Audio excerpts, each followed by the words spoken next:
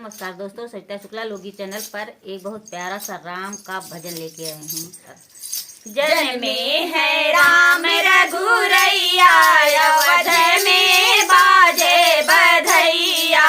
जन में है राम रघुरैया, अवध में बाजे बधैया। जन में है राम रघुरैया, अवध में बाजे बधैया। जन में है राम रघुरैया, अवध में बाजे बधैया।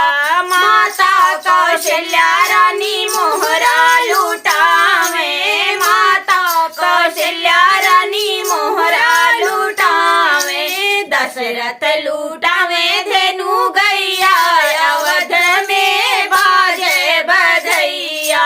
दशरथ लुटावे धेनु गैया, अवध में बाजे बधैया।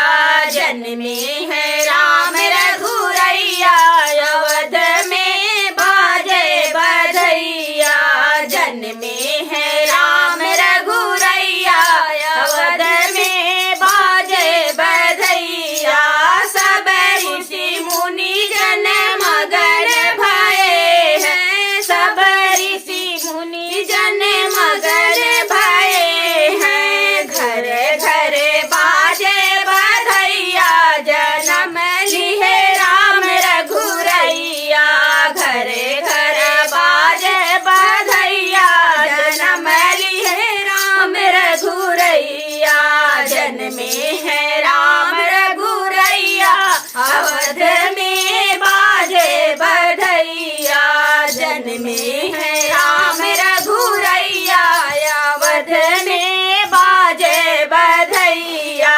राम लक्ष्मण भरत शत्रुघ्न, राम लक्ष्मण भरत शत्रुघ्न।